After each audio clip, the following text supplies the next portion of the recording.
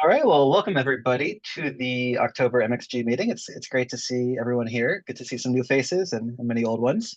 I'm just going to kick us off quickly with my spiel that I give at the start of every meeting, and then we'll do some quick introductions for folks who might be new. So Maine Accelerates Growth is a statewide network of organizations and individuals that support entrepreneurs and innovators to scale in Maine and beyond. We believe that a vibrant, inclusive innovation and entrepreneurial ecosystem will result in a more abundant, equitable, and sustainable economy and make Maine a great place to live, work, and play. We work together to share expertise, seek best practices, and to address system gaps. We promote the successes of Maine startups and entrepreneur support organizations and collaborate to attract talent and inspire innovation. Well, great. Well, so I see some new folks here today. So generally what I like to do is just open it up for anybody who's either new or maybe hasn't been here in a while, just to give a very quick introduction, just name, what organization you're affiliated with, maybe where you're calling in from. And then we'll go over to our presenters. So if you want to if you're new or newish, if you want to raise your hand and just say hi, go ahead, Bo. Happy to do a quick intro. My name is Bo Brooks from previous career in the Marine Corps and then went to entrepreneurship. Been a part of 4 or 5 different venture-backed startups now as an operator on the business side. Moved to Maine in 2020 and live in Harpswell. Awesome. Welcome, Bo. Good to have you. Go ahead, Sarah. Hi, I'm Sarah Dyer. I have an organization, Community Solutions, focuses on restorative practices as a framework for diversity, equity, and inclusion work. Thanks for inviting me today. Yeah, absolutely. Thanks so much for being here. Anybody else? I'm trying to see if I see any hands raised, or feel free to just, oh, go ahead, John. Yeah, I'm John Williams. I'm part of a startup called Blueson Technologies. This is my first time attending, but my other co-founder, Andrew Thompson, I believe attended at least last month, but we just started in July, and we're looking to develop ocean sensing technology and market it to marine carbon dioxide removal companies and aquaculture and any ocean observers or operators. So glad to be here. Amazing. Thanks, John. Yep. Anybody else? Go ahead, Iris. Hi, my name is Iris. I work with CEI. I moved to Maine in September. Before that, I was in graduate school at the Harvard Kennedy School, and I'll be working with Jen in CEI. So happy to be here. Great. Welcome aboard. Anybody else? I know we have a few folks who are going to be presenting today. Alexa, do you want to just give a very quick introduction? I know you're one of our presenters. Yeah. Sorry, I was going back and forth on if I should raise my hand. Hi, I'm Alexa McGovern. I'm the founder of Dirigo Sea Farm. We're a materials manufacturing company that uses Maine-grown kelp to create bioplastic film. Our first application is a laundry and dish pot. So I'll be walking you through more detail of that in a bit. Thanks, Alexa. And Katie, do you want to give a quick introduction as well? Yeah, sure. My name is Katie Richards, and I'm one of the founders and the CEO of Maine Laboratories. We are an analytical testing lab that specifically is looking for PFAS contamination in anything you can think of. Great. Thanks, Katie. Great. And I think that's everybody who's new to the group, as far as I can see. And it's good to see some folks who haven't been here in a bit. Joe, welcome back. And so I'll kick us off just with a few updates from MTI, and then we'll go over to DCD, and then we'll get into the presentations. So just a few things to note on the MTI side. Actually, the first one's an MxG specific thing, which is, as folks know, we normally meet the third Thursday of the month.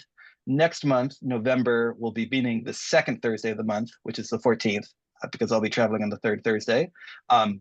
I believe I sent an updated calendar invite, and I'll include that in the follow-up email to this, but just to flag for folks, we're going to do the second Thursday, not the third Thursday. Next thing to flag is just the 25th anniversary for MTI, which is coming up next week, I believe, October 29th. I think that's next week. Let me look at the calendar. 2 weeks from now. Yeah. Tuesday the 29th, 2 weeks from now. It's MTI's 25th anniversary. We'll be having lots of great speakers, including Brian Whitney and some other folks affiliated with the organization. We'll be showcasing a number of MTI companies. It's free. It'll be from 4 to 7 at the Abramson Community Education Center in Portland. I'll post the link to register in the chat, and it'll also be in the announcements. The other thing that Selena suggested I note is that you need to register to get free parking. So if you haven't done that, she recommends doing that ahead of time because just to make sure you'll be able to get parking. So again, I'll post that info in the chat, but it would be great to have as many of you attend as possible. And then the last thing I wanted to mention is a new initiative that MTI is launching. Folks might be familiar with MRC, the Maine Entrepreneurial Resource Corps.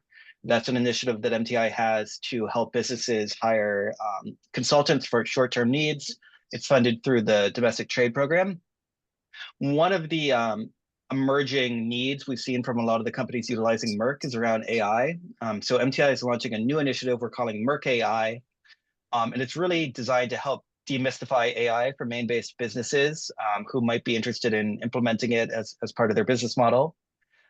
So we're offering kind of a menu of services as we're framing it, including introductory courses through the RU or Section AI for beginners, access to a selection of intermediate courses, and also some tailored hands-on support to be facilitated through MRC's standard program. So I'll post more information about that in the chat and also in the announcement section, but I just wanted to make folks aware as it could be a really great resource. And that's all from me. So I'll turn it over to Jake at DCD. Tom, hey everybody, hope you're all having a great week. So I've got quite a few events that I wanted to highlight. I know that there are people on this call that will highlight other ones that are coming up in the next 2 weeks, but I'm going to try to go through just a couple. So the Maine Space Conference is next week, Wednesday the 23rd through Friday the 25th. That's at Portland Holiday Inn by the Bay. On the 24th, I'm like triple booked already. So there's the Food Producers Showcase and Golden Fork Awards. Those are at Thompson's Point from 2 to 5. The Maine State Chamber of Commerce is partnering with WEX to present Maine's future workforce. I know Commissioner Johnson, Senator Collins, WEX CEO Melissa Smith will be there, and that's also in the afternoon. So again, all in Portland, all events I want to go to. The following week, DCD is hosting a business and economic development roundtable. The point is to discuss how to leverage transportation, logistics, and distribution. This is a domestic trade initiative specific towards accelerating business growth. That's going to be October 30th from 8 to 3 at the Senator Inn in Augusta. I'll post links for all of those in a second into the chat. The Governor's Award for Business Excellence, that's due tomorrow. If you know a company, you are a company, self-nominate yourself. You can nominate others. There's 4 categories, including Innovation Award, Rural Revitalization, Heritage Industry, and Climate Leader. So definitely, I think you could throw an application together and still make it a competitive one. So encourage people to apply. And then lastly, we've got 2 open positions at DECD. One of them's with me in the Office of Business Development. That's an ombudsman specialist. And we're looking for a deputy director for the Office of Outdoor Recreation.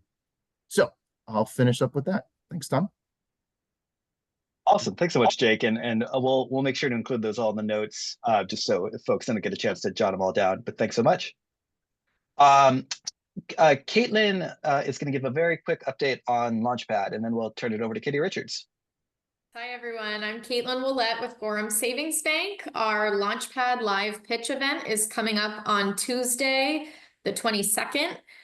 We host that at UNE's Innovation Hall, which is on their Portland campus on Stevens Avenue.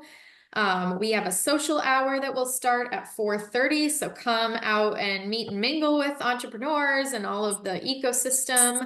Hope a lot of you are there to celebrate Maine entrepreneurs. And then at 5:30, we'll kick off the pitch competition. We have 5 finalists that will be pitching live for our $50,000 grant.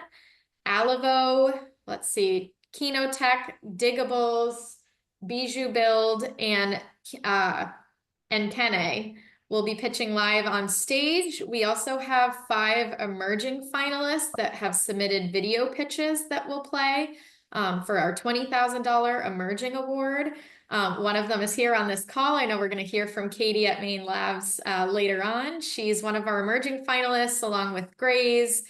Let's see, I hope I'm not forgetting anyone. Servu and two others that I'm neglecting to come to mind right now, but they're all listed on our website. We've got a great set of entrepreneurs.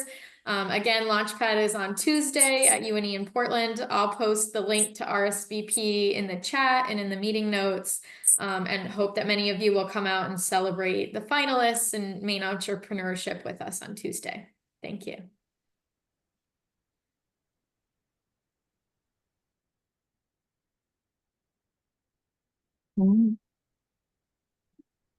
Tom, you ready for me? Yes, actually, Joe had one very quick question he wanted to float, and then I'll turn it over to you, Katie. Okay.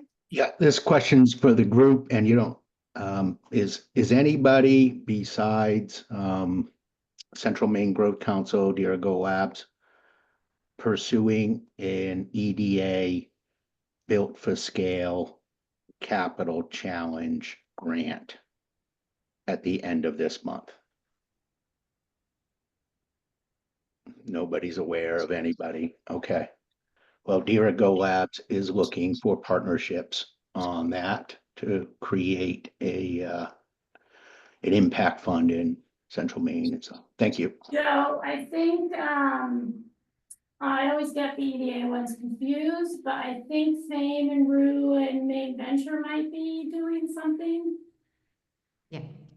Okay, thank you. I was looking online, I was looking on the screen to see if anyone from those places was here, because I hate out. Yeah, thanks, Tom, for the time, because this is that kind of thing that when you're all together in the ecosystem, it's good to share these things and get them on the table versus competing and not knowing.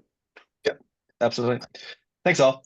All right, Katie, you are good to start for real. And I'm going to put a 10-minute timer up on the screen. If you want to aim for roughly 5 minutes of presentation, and then the remaining time we'll use for Q&A. Yeah, that sounds great. And actually, I want to give a quick shout out to Tom, because Tom, you sent the email note reminder that I should apply for the Gorham Savings Bank Launchpad event. I never would have applied if you hadn't sent that email.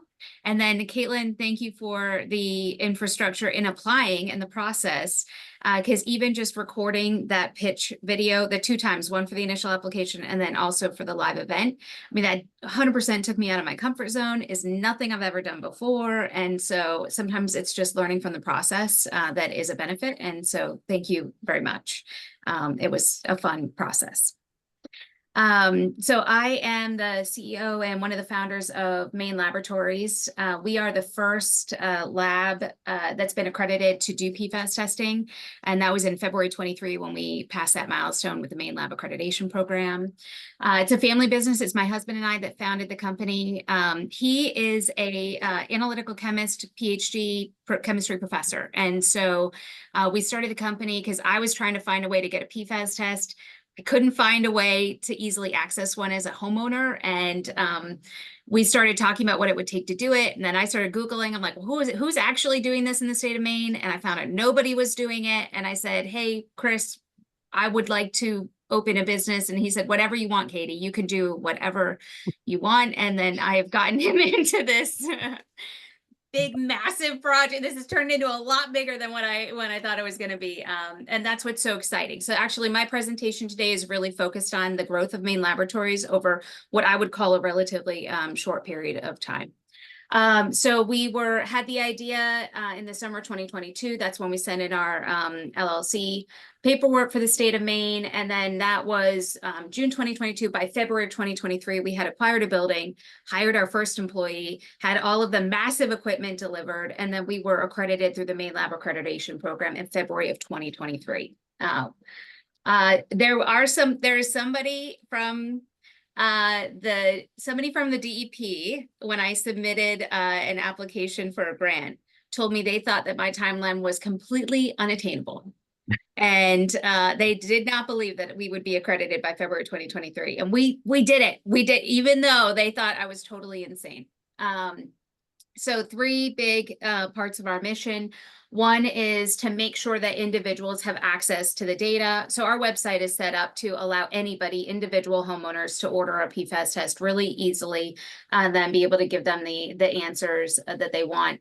Most big competitive big labs really don't want to take an order for one PFAS test. What they want are big, massive contracts for thousands and thousands of tests. So it is more difficult to find this for an individual homeowner. And then access to PFAS answers, that's related to our, what I'm kind of calling like our research arm. My husband's a chemistry professor. So any way that we can help support research efforts in the PFAS world, we are working on it. We have like a special kind of discount for researchers. If they're working on projects, we will read grants, we will write letters of support, we will take a look at their experiment design, we will, you know, do extra analysis for them on the back end. So we really focus on that as a priority. And then access to Maine-based careers. So we're in Norridgewock, which is central Maine. There's not a lot of jobs like the ones we offer here. And we are up to 5 full-time employees right now that are all working on PFAS testing.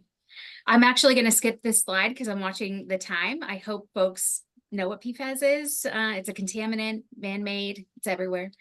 First 18 months in the lab. So we started out, we're in an old farmhouse built in the 1900s. And so our first effort was really just 2 rooms. We had to remove wallpaper, paint. Every inch of this lab has been touched and renovated. And then through the help, I have to call out MTI because they helped us with funding the renovation. We were able to actually double our space from 400 square feet up to 1,000 square feet. We opened up that renovation space in February 2024. Equipment, we started with this little baby. This is one LCMS. We had one solid phase extraction machine, one dryer. I mean, it looks so sad over there. That was what we started, just enough. And that was like for like 9 months. I mean, that's really all we operated on. Now we have 2 LCMSs. This is a massive, huge investment. You know, right here is like probably, you know, close to $800,000 in equipment. We have 5 solid phase extraction pieces of equipment. This is me and Chris. We bought these on the secondary market. We found them over Christmas last year. It was a Christmas miracle. And the person we got these from, he was starting a lab in like Tennessee, and then his boss told him, cancel it, we're not doing it, sell them for like nothing. And he basically donated $100,000 worth of equipment to us because, you know, he loved the story. So that's our Christmas miracle picture. Chris hates that picture. Don't tell him I put that in public. And then personnel, we started with 1 lab technical director. We've since had some turnover in the lab. And so this summer was really a hiring event. We hired in April, May, June, August, and September, and that gets us to our 5 employees. The team is amazing that we have right now. We upgraded. We've got Dr. Sam Zarfos. He just finished his PhD. He lives in Waterville. Is from Waterville, from Central Maine. He's so excited to be here.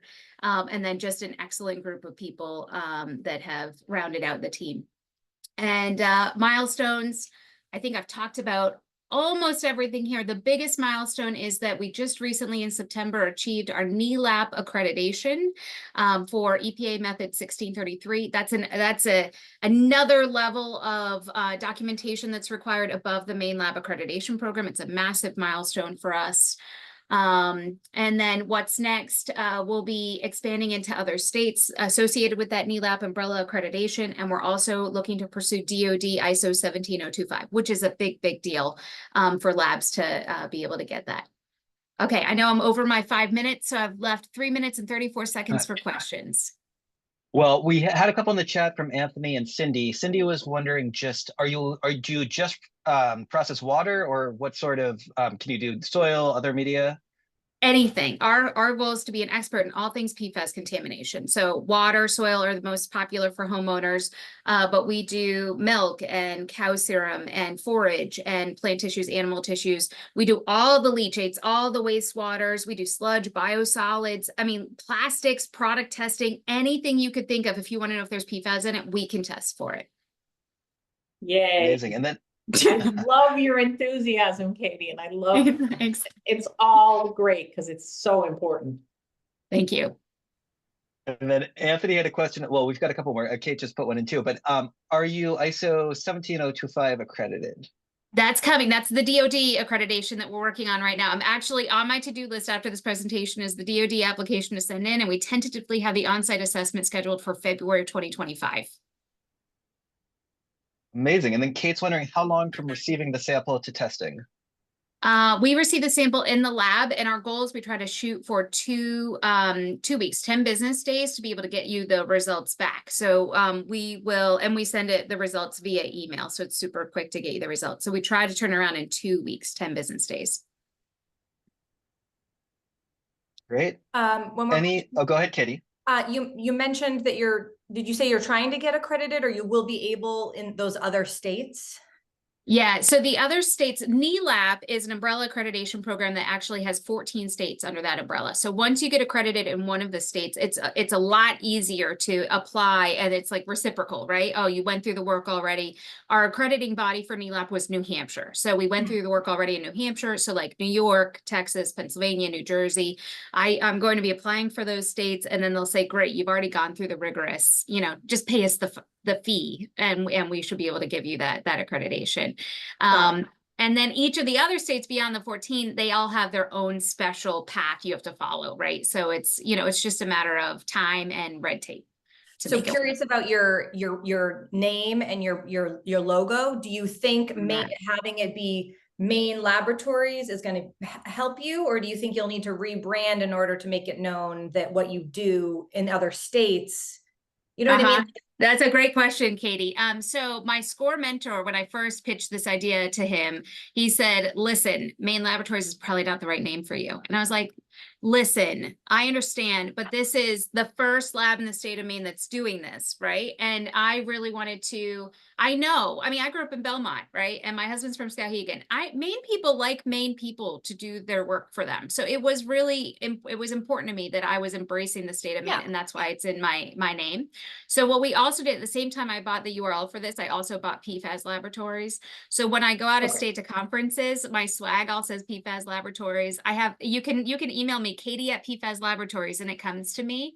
And so it's kind of like my secondary, I use out of state. I think that's so thought out well, because you could DBA in Maine as Maine Laboratories. I think that will go super well. And then when you're out of state, you've thought it out. That's great. Love it. Yeah. Amazing. And that brings us to time. Well, thank you so much, Katie. Okay. Thank you. Well done. Okay, great. So next up is Alexa. Hey, great job, Katie. I want one of those tests for my house. All right, let me share my screen. You guys get to see my new deck, so we'll see how it goes. So wait, hold on, let me bring your faces back. All right, hi everyone. I'm starting the timer now. Okay, cool. Thanks, Tom. Hi, everyone. Again, Alexa McGovern, founder of Dirigo Sea Farm. We are a materials manufacturing company. So we take Maine-grown sea kelp and create bioplastic films. We are ultimately using these films in our first application of being a laundry and dish pod that we'll be selling just direct to consumer right now to get started. And our goal is to have about 10,000 of those pods available, starting with laundry, in Q2 of next year. So springtime, which is exciting. So here's all my contact info if you end up wanting it. I do work out of the RU Institute. So I'm in the founder and residency program right now at the RU. So that was kind of our first initial outside capital that we received, which is super exciting. We were originally founded at the end of 2023. So it's been a very fast ride for us, but we're super excited. And then also we just received word that we'll have phase 1 funding through MTI, which we're super excited about. So thank you, Tom, for helping us through that process. So yeah, and these are some nice photos of me in Maine. So I'm from Maine. I'm from Falmouth. I grew up there. I've been outside of the Boston area for the past 10 years. I was down there for school and stayed after. And now I'm moving my family back here, which I'm super excited about doing.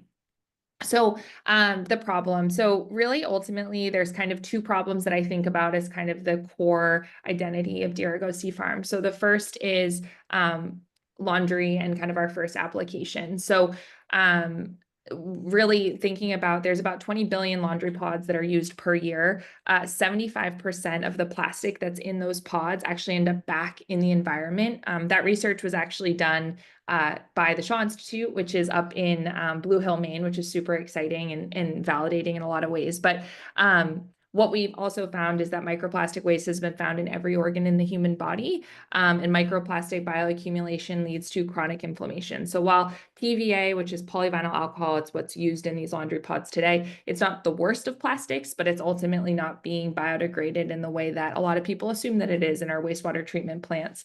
And so because of that, we want to really be able to lean on kelp through all of the kelp that's being grown through the state of Maine to create a bioplastic alternative. The other problem that we're seeing is Maine's Gulf, and really a livelihood problem. So as probably all of you know, but lobster and fish populations are lowering due to the rising water temperatures in the Gulf of Maine, which is actually warming faster than any other area on the planet. And lobster and fishermen have turned to kelp as a creative solution to utilize their existing equipment, their existing know-how in their off season to be able to generate another revenue stream that they can then sell to really insulate against some of that risk to their livelihoods. They've done a really good job of growing this kelp. They actually have done too good of a job in some cases. And so there's a lot of kelp available from a supply perspective. And the primary use case right now is for food consumption, which is lovely. It's a very tasty product, and I eat it. I know a lot of people do, but we're not gonna be able to necessarily eat all this kelp that they are growing. And so trying to create a value-added end product that can be utilized in continuing to allow them to use this tool as a supplement for their incomes is really what we're trying to do at Dirigo Sea Farm. I will also say I have a personal connection to both of these kind of problem areas. I've been very, very interested in kelp farming for a very long time, but did not know how it would get involved. I loved what it did for the environment. I loved what it did more so for the Maine economy. And I also just really wanted to be able to be in this space, but I do not have a boat. I don't know how to drive a boat. I don't have a biology degree. There were a lot of barriers to entry here. So I kind of just watched from the sidelines for a while and watched the state of Maine become, the leader in producing kelp nationally. But then flash forward to this year, two things actually happened. So one, I became a mom. So I have a 16-month-old daughter. And I also was diagnosed with breast cancer. So I just got through active breast cancer treatment. But both of those pieces really led me to start looking at what environmental factors I could control when it comes to my family's kind of patterns and processes and ways of living our life, which honestly, Katie, it sounds a lot like what people that are using your services are trying to do too. And that led me down this very deep rabbit hole of figuring out where microplastic waste comes from and how I could alter my behavior in order to help eliminate some of that risk. And so as a new mom, I was doing a ton of laundry. I was like, what happens when I drop this pod that I am thinking is environmentally friendly into my water basin? Turns out it's plastic. Like I told you, 75% of it ends up back in the environment. And so I had this kind of mix of my passion for what kelp was doing for the state of Maine that I love and am from. And then also thinking, hey, could this be used as a bioplastic alternative in this use case? Turns out it can. We prototyped that. And we've been able to develop a laundry pod that we're now trying to bring to market, as I said, in Q2 of next year. So just so you guys know, we do all of our biorefining in Maine. That was not something I thought we were going to have to figure out, but apparently you do have to. I thought naively that I would come in and have all of this kelp available that could be processed, and I can't. So I set up a biorefining facility in Blue Hill, Maine. So we actually take the kelp, process it, extract what we need from it. We cast the films in Maine, and then we ship out that reeled film to a co-packer who then produces the pod because the machinery is super expensive. And so we're not going to in-house that part, but every step of that process is provisionally patented. And we will be working on bringing that to market the next year, hopefully very soon. So I had some more slides, but I don't think they're overly, they're more just like the general landscape. But that's me and what we're doing. I have a team of two other folks. So a lead scientist who has his PhD in chemistry, he's a polymer chemist by trade. And then I also have a biotechnician up in Blue Hill who same somewhat background, but biomass for plastic use cases. I didn't leave a lot of time for questions, sorry. No worries. Thanks so much, Alexa. Any questions? It's hard for me to see everybody's hands. Joe, is that a hand raised? Go ahead, Joe. Yeah, Alexa, and I think this is a question that somebody would ask anyway. It's typical. So what do you need from the community? What's next for you? What's Yeah. the big thing? Yeah, no, it's a great, thank you for asking it. That's just me playing Tom.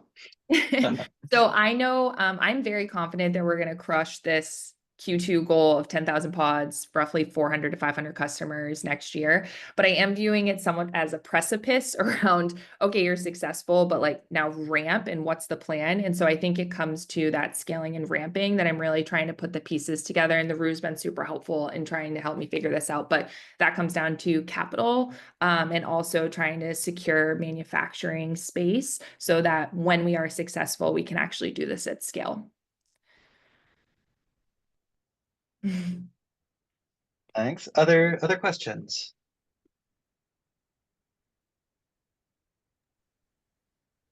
Hey, Alexa, thanks for the presentation. It was super interesting. What do you do with the stuff you aren't using? Also a great question. So I am actively trying to figure that out. So one of the really cool things about our waste stream is it's just saltwater and biomass. So like we only use 30% of the biomass, right? So there's like so many other ways that we can be utilizing what's left after we do our extraction process. Feed, fertilizer, kind of the first thing that come to mind. But I'm actually actively in discovery around use cases for that. Okay. If you have any ideas, just let me know. Great. Maybe time for one last question, looking again to see if any hands are raised.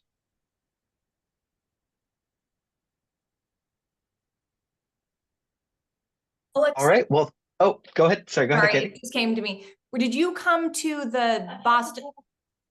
Yeah, that should be a big like thing in my email signature. It's like, turn your smart device off. I don't know what it's doing. I don't even know what it is. I just moved. Did you go to Startup Boston? I did actually. Yeah, I was there. And how, like, as a new founder, how was that experience? Because you spoke. I did speak. I spoke in that like that podcast that they did for Start. It was a good experience for me to be able to get my like idea out there, and I did get some traction from that podcast. I also was on a panel of judging like younger, like high school age students that were pitching a competition, and so it was great because I didn't have to like buy a ticket because I was on that panel. So it was a very like low entry, which was good for me. Yeah, I was just curious if that kind of thing, if at your stage was helpful to plug into, and if groups like ours could look into it for you. I think it would. I think it was a good networking opportunity. I do think that I would rather go right now knowing more about what I know around fundraising than I did when I went. So that's just, there's some like low-hanging fruit that I could have known before going. Well, great. Well, thanks so much, Alexa. If you want to post your contact info in the chat, and then also you said you're aiming to have 400 or you're aiming to have 400 customers and 10,000 units by Q2. Yeah. If anybody here is interested in being an early adopter, what's the best way for them to a sign-up sheet? Okay, so maybe post that in the chat as well. Awesome. Well, thank you. Okay, so let's go on to CI. Jennifer. Excellent. Thanks, Tom.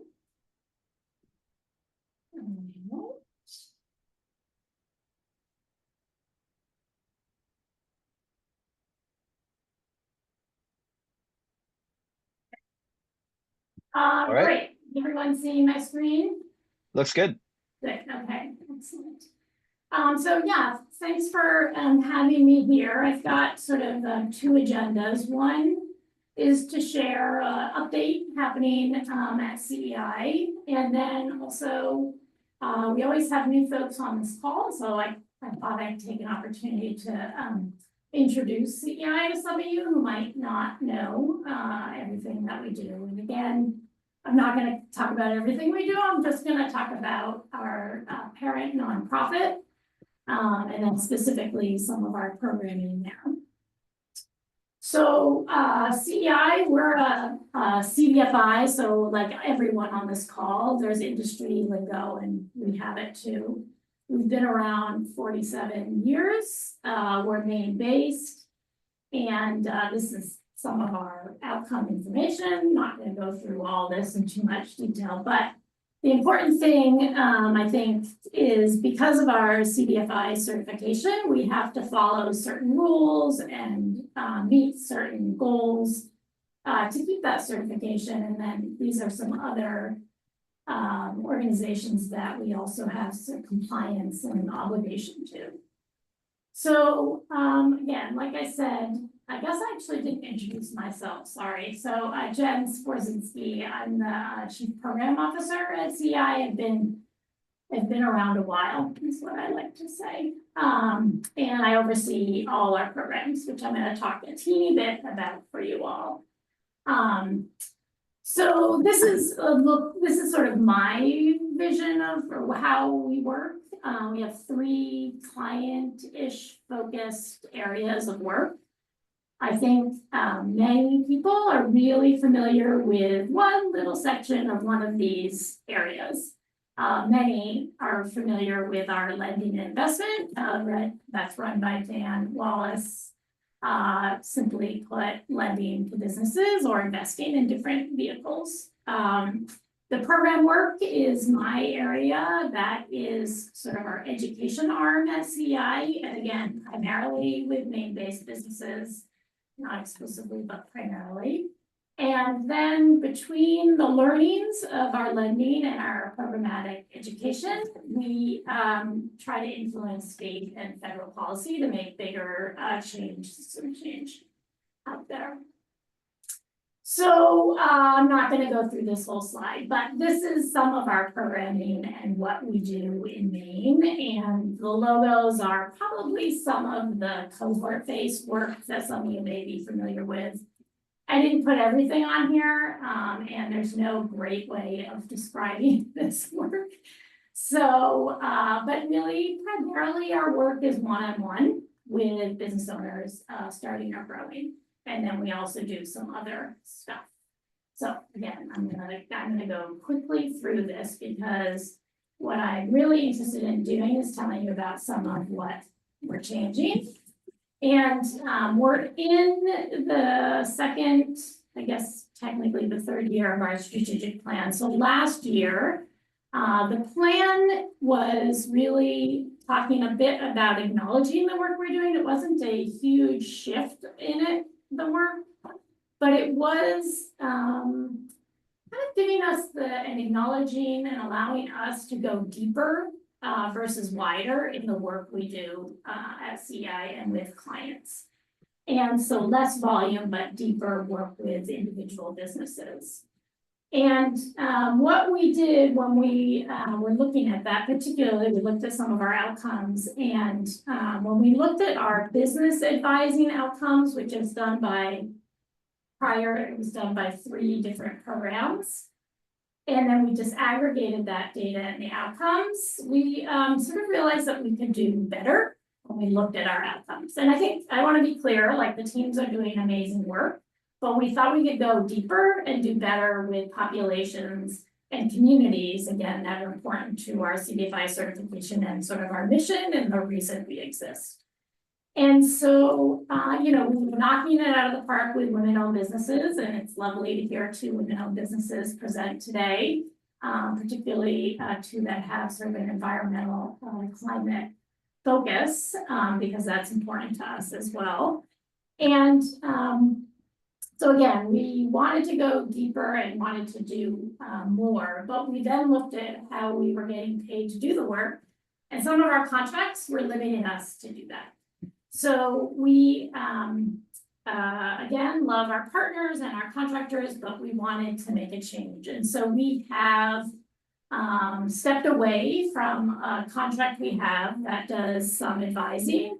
And we are sort of realigning our business advising team from 3 programs to 1.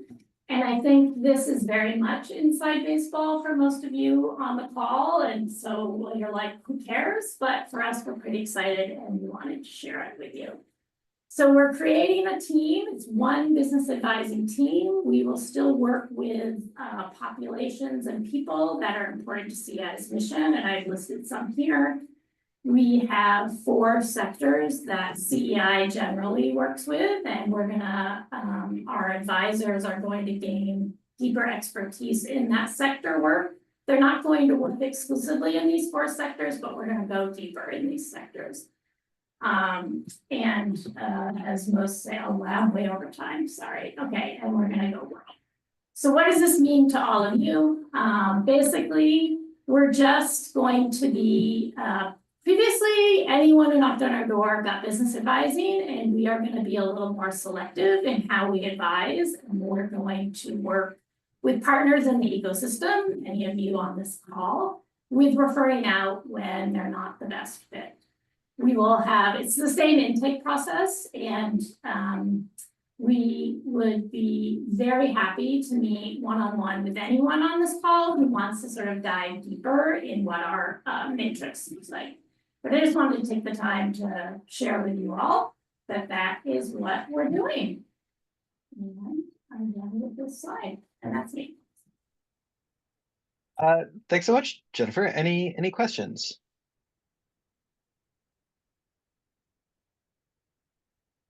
Go ahead, Joe. And what happens to your contract with the small business development centers? And I know MTI puts 100K or so in that a year. Is that change specifically? Yes, that is the primary contractual change, Joe. And so we are, as of October 1, we have stepped away from that contract, but we're helping transition the work elsewhere within the ecosystem. Yeah. Well, So good luck with that. I mean, I can see why it would bring significant focus. So. Yeah, so I think that it's we are very clear, and Mark and I have kind of tried to do a roadshow a little bit to let people know that it is an important work for Maine, and we support their work, and we are wishing them well, and we are partying on fine terms. It wasn't that one wasn't achieving the other, is the goals were a mismatch for our mission work. Jennifer, how did CEI decide on the 4 focus areas? Well, those sectors have been long,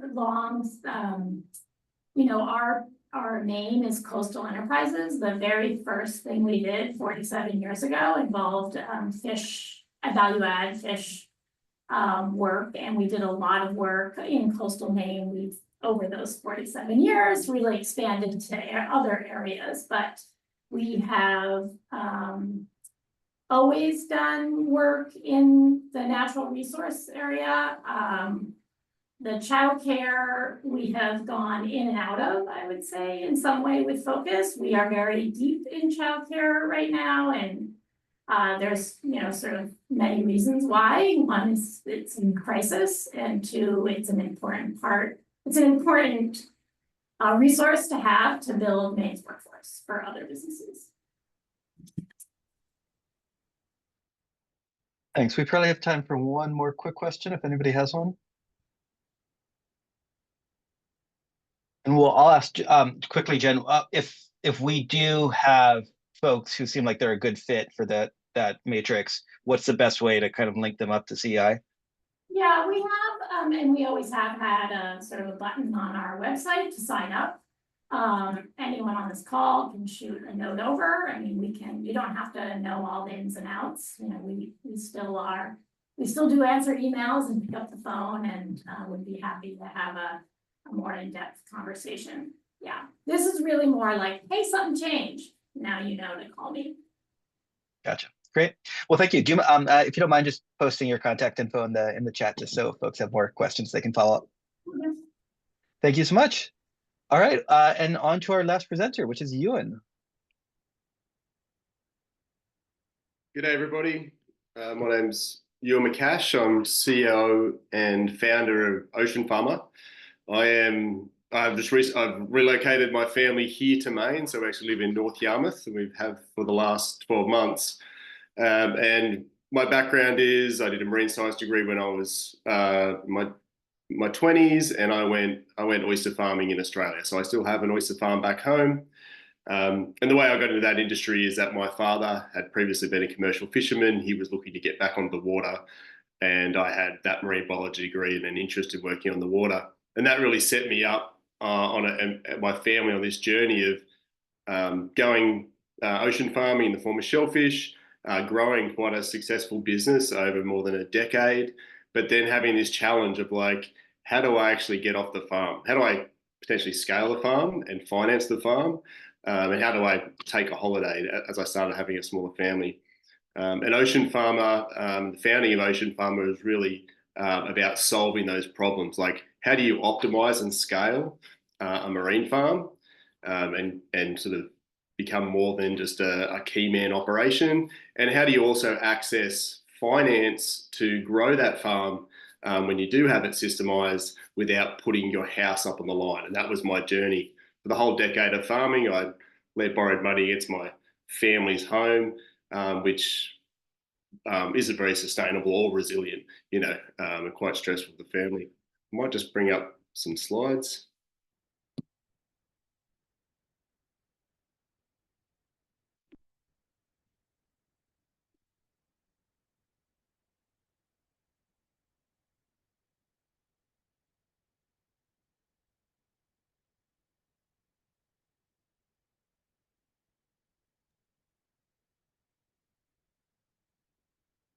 So yeah, the problem OceanFarmr solves is, without fit for purpose technology, ocean farms, we're talking shellfish, seaweed, and mussel farms, they can't optimize and scale their operations. I could talk a little bit more about the challenges of that, perhaps in the question section. And without data, they can't access the capital required for growth. So it's an industry that doesn't have that traditional assets that banks or traditional funders want to take as security. And it's also not well understood, but data actually sort of sheds visibility in these operations, makes them more investable and supportable in other ways as well. So OceanFarmr itself is like an app. It's Google Maps for a farm. Farmers use the app on their device to navigate around the farm, recording their inventory, automatically scheduling tasks and activities. It's configurable to the specific language, gear, and tasks of each farm site. And then it has a dashboard function, which actually sort of takes that sort of data and pushes it back to the farmer in the form of inventory tracking, farm performance metrics, and insights. And that same data is the data that we can actually use to finance these farms. It's also calculating their impact. So where there becomes value in actually communicating and hopefully getting money from farm impact, from water filtered, nitrogen captured, and carbon captured, we're actually capturing verifiable data around that farm's positive impact. So we were founded in 2017. I was still full-time farming at the time. I founded OceanFarmr to actually solve my own problem of how do I scale my farm and step back.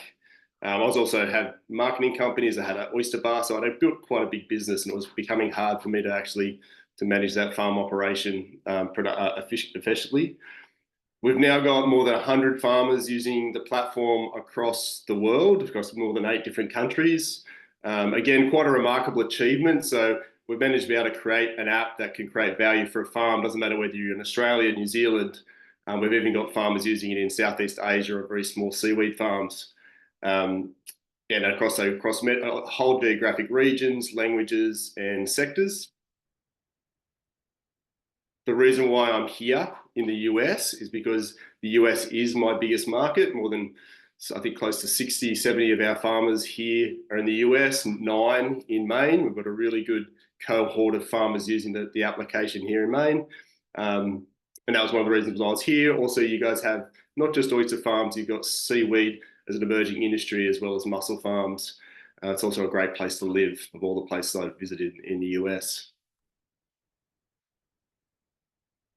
I've been talking about, so OceanFarmr, the app itself, we go back actually, it needed to be, we knew when we developed it, it needed to actually create value for the farmer immediately. It wasn't good enough to say, hey, we'll give you data-driven insights down the track. So by using the app, we're finding farms are 50% more efficient with their operations. So they're spending 50% less time on the water undertaking the same task because they're very targeted with that GPS map. They also make less mistakes. So they're getting 90% higher yields because they're not losing track of their crops. They're having higher quality crops and having less mortality risk. But again, so once they're using the app, then we're starting to collect that data. So we get a really good understanding about their businesses. We've also already started doing finance trials here in Maine. We deployed more than $60,000 in gear and infrastructure across 2 farms last year. And we're able to successfully basically finance those farms into new gear. And those farmers have repaid that and are asking for more of this alternative finance. It's a very large and viable opportunity. You know, we've had more than 80 million farm finance inquiries across about 100 farms. We have the gear suppliers saying, hey, we had access to finance here in the US, would be able to upgrade these farms. We're getting lots of demand for these farms to actually upgrade it, but they just don't have that access to capital to actually grow their farms.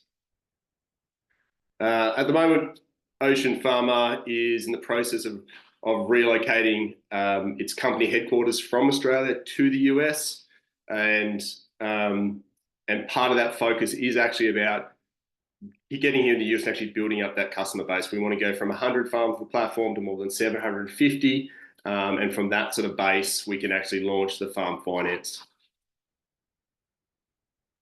And that, I'll leave it at that. Awesome, thanks, Ewan. Any questions? Go ahead, Katie. Hi, Ewan. Curious, you've been here a little bit now. I'm just curious, what's been the, have you had luck breaking into the industry in Maine? What's been the biggest challenge as you're navigating scaling up? Just when it comes to meeting people, or is it meeting investors? Just curious what some of the challenges have been. Yeah, I think part of the largest challenge was that the need to actually become a US company. So Maine, part of the reason why we're here in Maine was a fantastic and quite a soft landing. I'm talking here from an office in the New England Ocean cluster. I obviously had a network of farmers, and you guys have, we've got MTI, CEI, and you've got a real blue economy. You've built a very good, quite strong blue economy sort of hub here in Maine. In terms of raising capital and scaling up our operations, the challenge has been that in order to access some of the incentives from investors in particular, I need to be a US company. I guess that was always the intent, but it probably took us about 12 months to go, hey, if we really want to move forward, we need to actually make the move. It's not necessarily an easy thing to do, but we're effectively ready to go now. Great, thanks. Other questions?